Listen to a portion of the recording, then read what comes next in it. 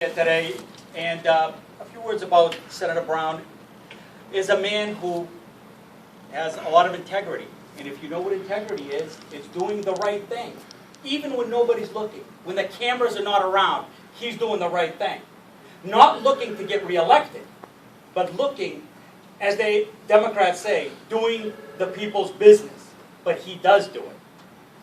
So, without further, may I present to you the Senator of Massachusetts, Scott Brown.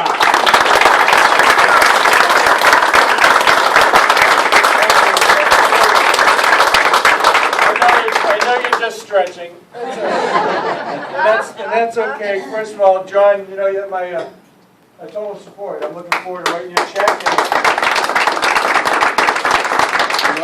It had nothing to do with the fact that Nikki was the first woman in Massachusetts to come out for Professor Warren. But it's going to cost her. And obviously, Kathy, good luck to you as well. You have my support as well. And Mom, yes, thank you. Gosh, I don't forget the moms. I just want to say, listen, I'm just a guy. I'm not perfect. I made mistakes. Many of you know my election night. Back a little over 2 years ago, I said my daughters are available on national TV. And that was my first mistake. We forgive you, Senator. Yeah, well, they know.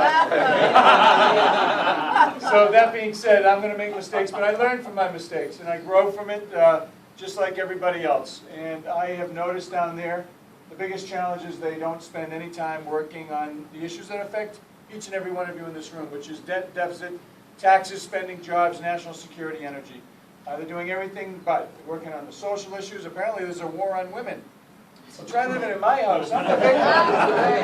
Okay, my daughters and wife, they're always kind of saying, honey, do this, do that, do this, do that. My daughter this morning, they were doing a commercial for me, and my youngest said, Dad, I'm like, what? Will you come up and iron for me? Because Mom can't do it. I saw you do it on TV. Yeah, it's true. And like many of you, without being able to function as a family unit, our family unit fails. So when you hear Professor Warren or John Wall saying, I'm an honorary girl, and Professor Warren says, you never catch me folding laundry. With all due respect, it's not about folding laundry. It's not about being an honorary girl. It's about contributing together as a family unit to try to battle back against the policies that are happening in Washington, working those 1, 2, 3 jobs just to pay the bills. And you did build it. And you did build it. And that whole mentality that Professor Warren pushed out a year before President Obama, that, hey, by the way, it was the government, the roads and bridges, the police and fire, that basically, led you to the ability to have a successful business. And with all due respect, it's offensive. It's offensive. And it's an extension of that radical Occupy movement that she is the self-proclaimed intellectual foundation, the creator of that intellectual foundation, and the lack of understanding really what it takes to have a business. Because don't forget, she basically had, I don't know if you remember, she did an ad on the high cost of education. Remember that? High cost of education. Our kids, they're going in more and more debt.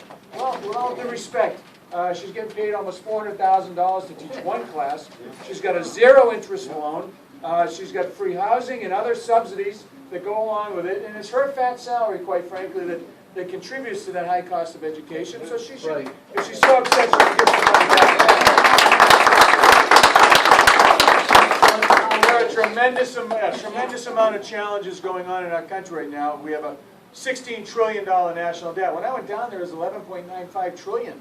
Right. In a little over 2 years, it's up to $16 trillion and rising. And it is the kids, it's the grandchildren and the great-grandchildren. We're past the kids stage at this point. And she wants to raise taxes another $3.4 trillion. Remember that ad that she said she wants to be more like China? Remember, we should be more like China and invest in our infrastructure. I want to be America, because we're Americans first. We're not Chinese. And I notice Republicans in here, obviously. I know there's some Democrats in here, because they've said that they're Democrats. I know there's some good independents. And the first thing we have, however, and the one thing we all have in common is that we're Americans first. And we're in deep trouble. And we need to work together right now. As you know, I am the second most bipartisan senator in the United States Senate. And we may not agree on everything, Okay, but I'll tell you what, would you rather have me be your 85, maybe 90% friend, to paraphrase Ronald Reagan, or your 100% enemy? Because that's what you're going to get with Professor Warren. Somebody who's going to be down there focusing on, Wall Street instead of what's happening right here in Main Street. And it's just, it's got to stop. You didn't get rich on your own. This, take, more. You got to give a hunk, take a hunk, and pay it forward for future generations. Well, you know what? Just to try to pay the bills and survive on a daily basis right now, she has no understanding of what it takes as a small business owner to actually pay the bills. The high cost of energy, the high cost of unemployment insurance. How about the cost of food? And then you throw in the high cost of health care, and on and on and on and on. She's looking forward to taking away $700 billion from our seniors' Medicare. That's what the health care bill does. That's about to go into effect. And people say, oh, the national health care plan, it doesn't really matter that much. It hasn't clicked in, folks. You don't see it yet. $700 billion is going to be taken out of our seniors' Medicare. There's only one person in this race who's trying to protect seniors' Medicare, Medicaid, and Social Security, and it's me. The Democrats cut, as part of that health care bill, the Democrats cut almost three quarters of $1 trillion from our seniors' Medicare. 18 new taxes are going into effect as a result of this new health care bill. 18 new taxes. They haven't clicked in yet. You haven't seen them. That's why it's not that big of a deal. But they're going to hit very, very hard. At the end of this year, we have Tax-mageddon, the expiring tax cuts, the debt ceiling problems, sequestration in the military. So many things are happening that you need people down there like me and others like me to work together. Because there's no Democrat bill that's going to pass. There's no Republican bill that's going to pass. They need to be bipartisan, bicameral bills that the president's going to sign. You can't go down there and be an ideologue. You have to be your own man. And that's the reason I am looking forward to actually going down there to work with other people of goodwill to try to put our country first. Can you imagine 100 Professor Warrens in the United States Senate? Because she said that she wants to leave blood and teeth on the floor and not compromise. Well, that's great. She'll fit right in down there with the people who aren't even talking to each other. As I said, I'm the second most bipartisan senator in the United States Senate. Take great pride. Another publication just said I'm the most bipartisan senator. So why are these people want to get rid of me? You know why? Because I'm a threat. I'm a threat to that business as usual mentality. Don't forget, in Massachusetts, we've had 3 speakers indicted, one's in jail. We've had 4 senators indicted, one's in jail. We have a treasury scandal, a housing scandal, a probation scandal. We have this kind of go along, get along mentality in Massachusetts. And in Washington, listen, you might as well do the same thing. If you don't talk, you don't work on the problems, and just look out for your special interests and your party interests, what's the point? So I'm eager to get back to work, and I can't do this alone. I'd ask you to take a bumper sticker. I'm blessed.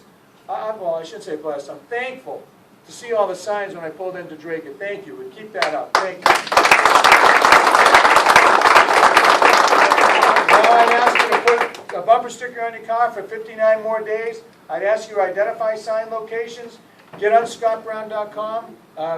If you're a woman for Brown, get on that site. If you're a veteran, small business owner, get on those various blocks we have. As you know, she's got a Democrat problem.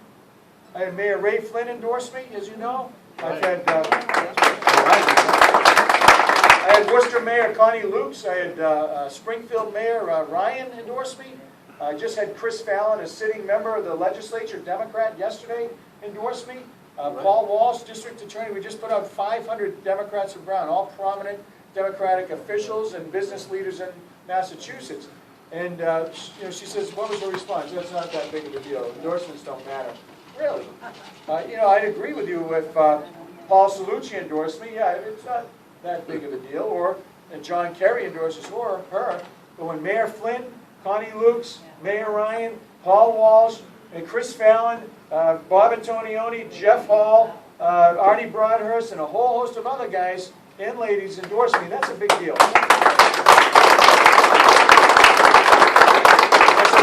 Because they understand that I'm the guy that they can reach out to. Now you have some good representatives here. Dave Nangle does a great job, and he's a good man. He works very hard, and I have a great relationship. He's always helping me out in this area, and you have others here, and you have an opportunity to send somebody very special there yourself.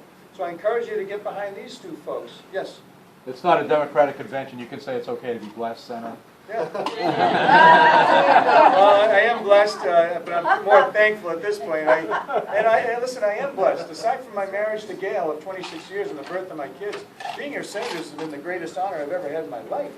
I mean, to see someone like me who's was arrested at 12 years old for shoplifting, and whose mom and dad were married and divorced 4 times each, and lived in 17 houses by the time I was 18. And some of you have read my book, and you've heard about some of the other challenges. I'm the luckiest guy in the world, really, and it's been an honor to represent you. So I'd encourage you to do a couple of things: bumper stickers, signs, sign standouts. I need to get those. Get down to the phone bank. We have one in Lowell. We've got a bunch around. Please make the phone calls for us.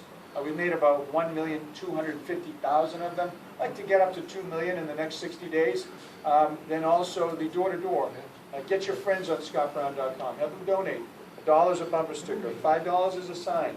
You can go up to $35,800, believe it or not. And I have a lot of people who have done that. No, seriously, I know, it's funny. I know, I can't even believe it.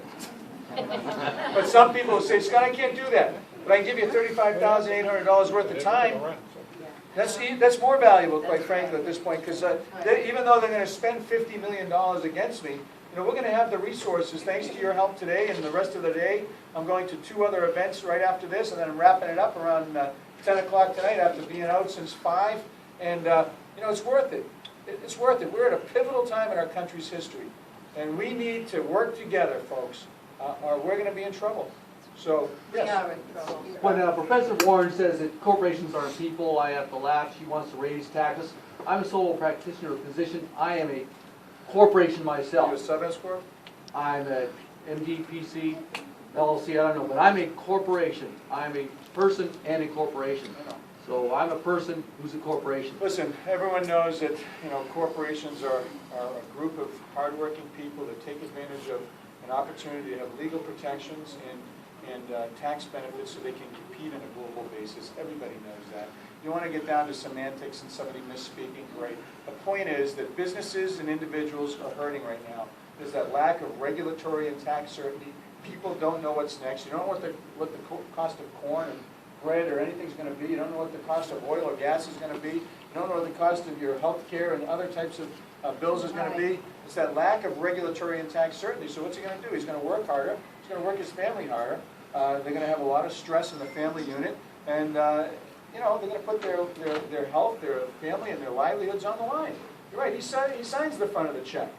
Right. And they don't get it in Washington because if they, and I love it, Professor Warren says, we need to let all the tax cuts expire for the wealthy.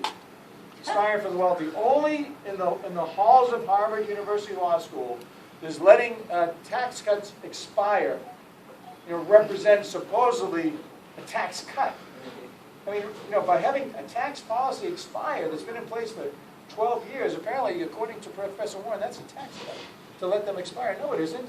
So it's a massive tax increase for every individual. And when you're talking about somebody like you as a corporation that has passed through to ordinary income, you are considered a millionaire. Your gross is probably $500,000 to $600,000, $700,000. Your adjusted net is a lot less than that, but you're going to be paying that higher rate. You know how much the Buffett rule, the so-called millionaire and billionaire, the Buffett rule, you know how much that funds, how long that funds the government for? 1 second. No, not 1 second. We'd be in deep trouble then. It's actually about a day. It's about a day. And the so-called millionaires and billionaires, when they talk about those you're supposed to take care of that, it's like 13 days funding the government.